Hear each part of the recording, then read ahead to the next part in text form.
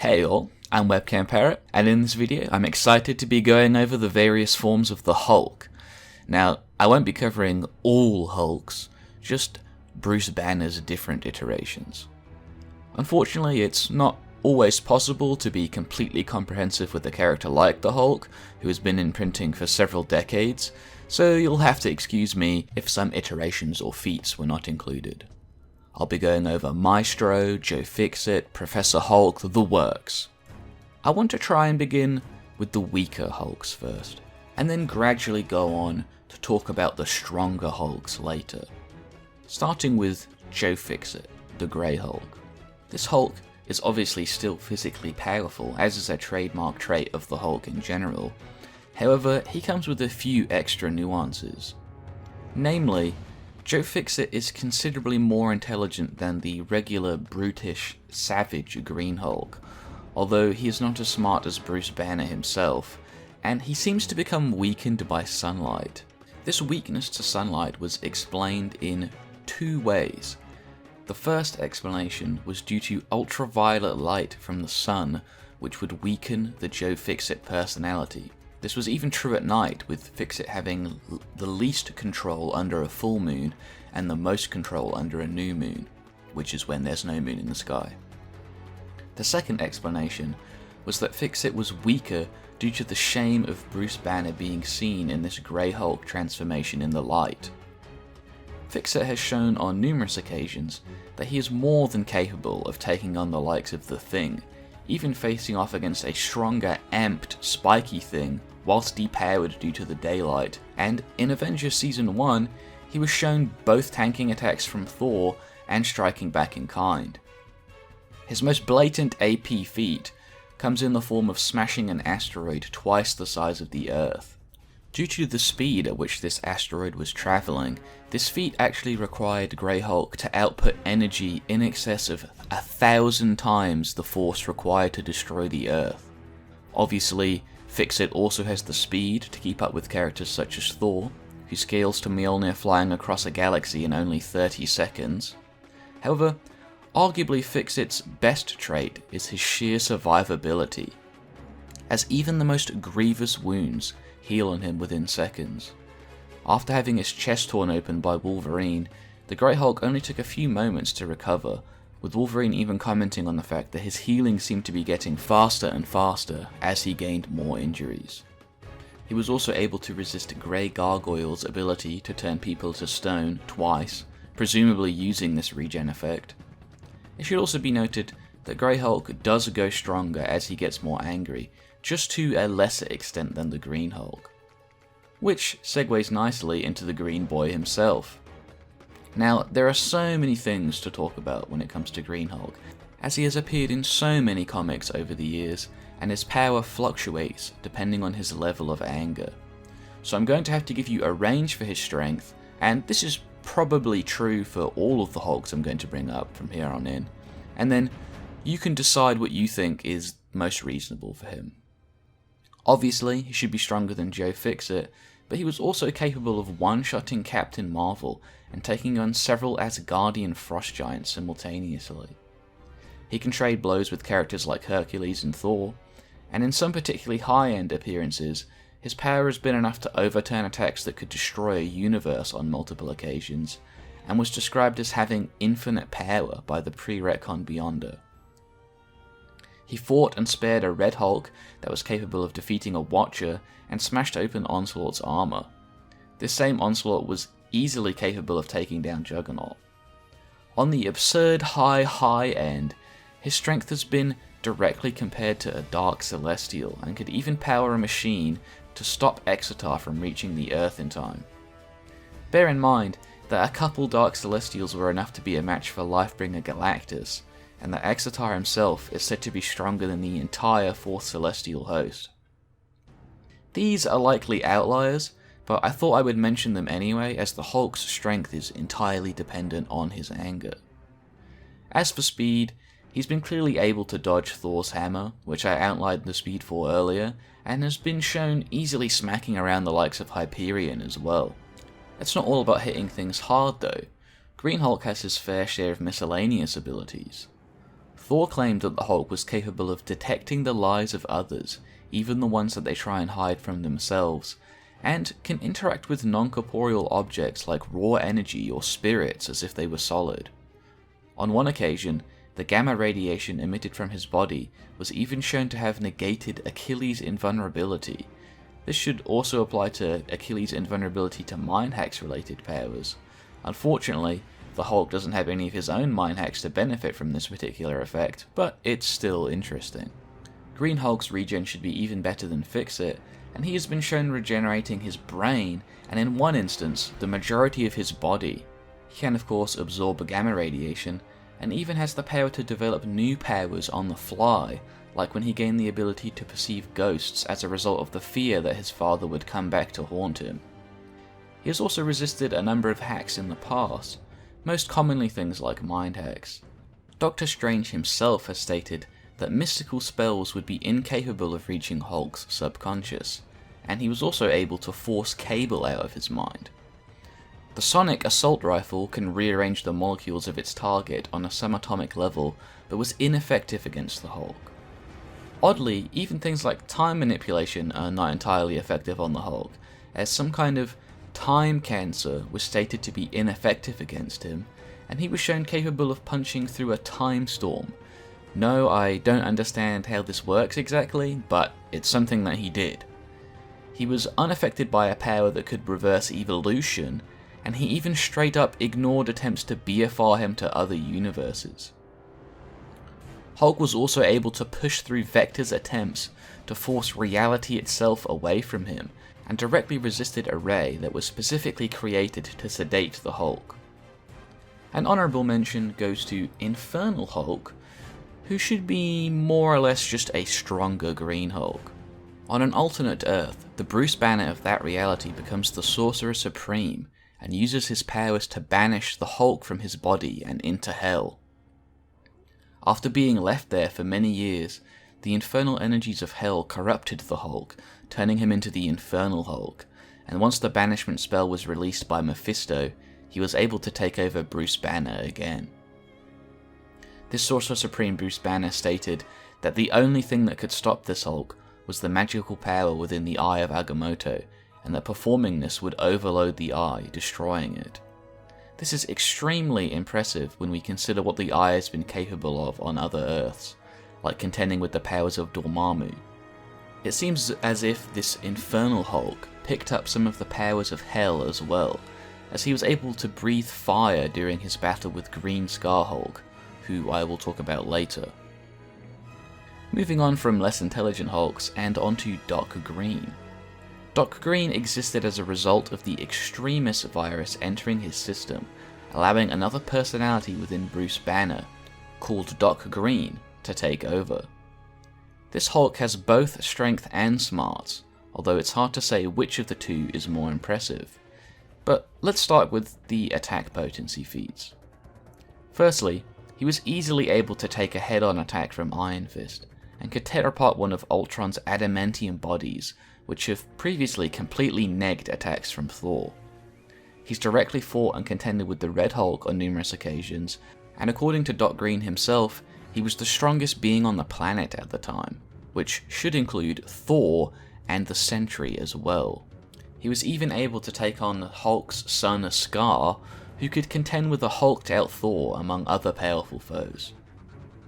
On top of all of this, he also has been directly trained by Iron Fist in the past, and in one fight with Red Hulk, it seemed to be implied that he was able to actually use the Iron Fist itself as a result of this training. Doc Green also claims to be far more intelligent than Bruce Banner ever was, and he has some pretty impressive intelligence feats to support this. Doc Green was able to resist the effects of a Hulk DNA-empowered plant system that was capable of infecting and controlling others, and then was able to create a counter-virus that shut the whole thing down.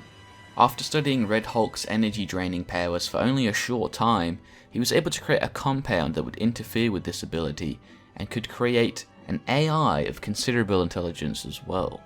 Lastly, he obviously has that classic Hulk regen, as even a brain hemorrhage didn't really seem to affect him much. Another Hulk particularly known for his intelligence is Professor Hulk. He is the Hulk and Bruce Banner in one body. He was able to easily backhand Spider-Man and Wolverine away at the same time, and was able to casually beat down Juggernaut, as well as send the Hulkbuster flying with a casual swing. A thunderclap from Professor Hulk had characters like Hercules, Black Knight, and Vision reaching for their ears, and even whilst holding back, he was able to stalemate Thor on several occasions. In one particularly impressive appearance, he was even able to directly take on a Warrior Madness Thor, who should be 10 times stronger than his base. He's just as fast as these previous Hulks too, being able to hit an in-motion Silver Surfer. This version of Hulk has an unfortunate weakness, however, as although he gains strength with his rage, it can also force him back into Bruce Banner should his rage become too great, which obviously creates a problem for him in the middle of a fight. His resistances and hacks should be the same as Green Hulk, but what he's really known for is his intelligence. This Hulk, much like Doc Green, shares the strength of the Hulk, but also the intelligence of Bruce Banner. Bruce has been smart enough to create a shield powerful enough to protect him from the attacks of Doctor Doom, and created a gun capable of sending others through time, among many other various feats. I should add that there is also an interesting, although somewhat questionable statement regarding Professor Hulk. It suggests that this Professor Hulk was the strongest Hulk we had seen up until that point, which would place him above Hulks like Savage Hulk or Green Scar. But I don't think this lines up with what we actually see from him, and so I would consider it inconsistent. Next up is quite an interesting Hulk, although he only appears in a few issues. Space Punisher Hulk. Now, I've seen a few scalers out there tout Space Punisher Hulk as the strongest Hulk, which I don't personally agree with, but I can see why he has that reputation. Despite only appearing in 2 issues total, Space Punisher Hulk is brutally powerful. He had absolutely no problems with beating down the entire Fantastic Four of his universe, seemingly killing all of them off-panel, and casually dominated the Space Punisher himself. What he's most well known for, however, is his absolutely casual beatdown of 6 Watchers, including Uatu. According to guidebook statements, the Watchers rival Skyfathers like Odin in power, and this version of Hulk was able to take out 6 of them simultaneously, without any of them being able to really retaliate at all. Now onto the 2 big boys, Maestro and Green Scar Hulk, also commonly known as World War Hulk or World Breaker Hulk. I'll be starting with Maestro. Now, the original Earth 9200 version only appeared a handful of times, and didn't show us much other than that he was much stronger than Professor Hulk, and also that he was capable of resurrecting himself over an extended period so long as he had ready access to gamma radiation. Impressive for sure, but this isn't the Maestro that people think of when they say, "Damn, Maestro's strong as hell." That would be Earth 69413 variant, or Conquest of Champions Maestro. This version was the standout star from that series, and really got a lot of good showings. Right from the get-go, he was able to absolutely dominate the Thing, as well as completely shrug off attacks from Ulik without even flinching. This same Ulik claimed to have power on par with Thor, which is actually reasonable given that Ulik has fought on par with Thor in the past, but he was still completely incapable of hurting Maestro whatsoever, and was eventually forced to give up to the Green Giant's demands. Eventually, he would be enrolled into the Conquest of Champions himself as a combatant by the Elders of the Universe, in order to decide who should receive the ISO Stone, a reserve of energy which contained the leftovers of Battleworld and Doom's reign there. Maestro would not only handedly beat combatants like the Iron Hulk, a Tony Stark from another reality who was also the Hulk, but he would also claim their weapons or tools for his own, empowering himself. Over many battles, he acquired the Iron Hulk's armor, Captain America's shield, and what appears to be Doctor Strange's amulet, among other items. From here, he would team up with the Jake Gallows Punisher in an attempt to trick the 2 remaining Elders of the Universe, known as the Grandmaster and the Collector. This plan ended up being a complete success, with Maestro not only beating the absolute tar out of the Grandmaster, but also then claiming the Isostone, making Maestro the new god of Battle World. The Isostone held a level of power that even the Elders of the Universe considered impressive, and comes with some additional useful hacks abilities. It has the power to tamper with the mind, directly erasing or replacing memories. It was so extreme in this regard that the Void within Sentry thought that it would be better to hide within Venom's subconscious rather than deal with it. It was also capable of forcibly teleporting an entire group into another reality, and had the capability to translate things on a level above Google Translate, which Maestro considers impressive apparently. Whilst he had this power, even a Sentry free of the Void, with the power of 1,000,000 exploding suns, was only barely able to stagger Maestro, even with help. Overall, Maestro is just a stronger, smarter, more resourceful Professor Hulk, with even more gear to boot. Now, I'm not sure whether this is exactly canon, but in the Conquest of Champions game, he even claims to have defeated Galactus, the Phoenix Corps, and the Phoenix Force itself. Now to talk about the Green Scar, the Hulk turned gladiator, turned king, turned world breaker. Betrayed by his allies, he was sent through a strange vortex to the planet of Sakaar. Immediately, this is an impressive feat, as even the most advanced technology of the people on Sakaar would not allow them to survive the life-draining effects of such a journey. The Green Scar survived this without any technology, as he had torn open the spaceship that would have otherwise protected him. Instead of this life-draining effect killing him, it instead only weakened him for a time, with him eventually recovering. It wasn't until Hulk finally conquered the planet and developed bonds with the people there that we would really see what he was capable of. His new wife on Sakaar was killed, with Green Scar blaming those on Earth. This level of anger would drive him to the Earth itself, and he would duke it out with some of the strongest characters in Marvel there. His first course of action after arriving in system was to promptly body Black Bolt, somebody that Spider-Man said was the second most powerful being in the galaxy prior to this. From here, he would challenge the X-Men, basically taking them all on at the same time. Notably, neither Xavier nor Emma Frost were capable of controlling his mind, and even Darwin's powers of adaptation found it impossible to absorb the energy of Green Scar, and instead chose to teleport him somewhere else, as that was the best option to keep him alive in this situation. Bear in mind that Darwin has adapted to the death touch of Hela before, and even took on her powers, defeating her casually, but he could still not adapt to the Worldbreaker. In this fight, Green Scar would also resist a similar death touch effect from another mutant, with it only temporarily weakening his healing factor instead of killing him. After dealing with the X-Men, Green Scar would then go on to trash Iron Man's Hulkbuster in no time flat, and beat the tar out of Hercules, with Hercules himself saying that the Worldbreaker could have easily killed him if he had wanted to. The Thing and the Fantastic Four would likewise find themselves on the wrong side of this extra angry Hulk, being easily beaten down by the Greenskin. Doctor Strange, similarly to Xavier, was unable to control the Hulk's mind, with the attempt only leading to his arms being mangled by the beast. From there, Strange would ingest a shard of the great Zom himself, only to still get soundly beaten by the Green Scar. It's hard to say exactly how strong this fragment was, or whether it was even a fragment, as it's implied to not be a fragment later.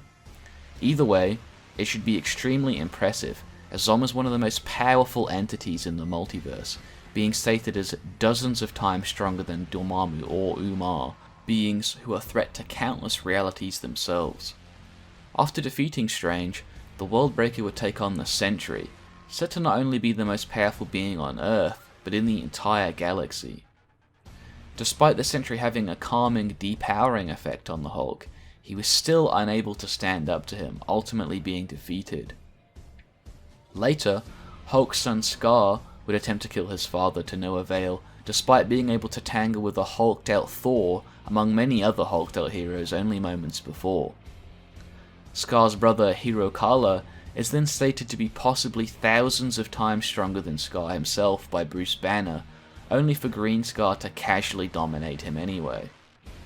He would go on to fight an even stronger Zomstrange, who was outrageous enough to threaten the Chaos King directly, but was still not powerful enough to put the Hulk down. The Green Scar would then go on to directly square up to Zeus. The god would agree to a fists-only brawl with the Worldbreaker, only to immediately go back on this promise after being struck once, instead using his energy-based powers to depower the Hulk, defeating him that way instead. During an altercation with Tyrannus, Pandora's box was opened, freeing the last remaining thing within it, hope. This vestige of hope within the box had been contained there for millennia, consuming itself, gradually turning it into this force of malevolence.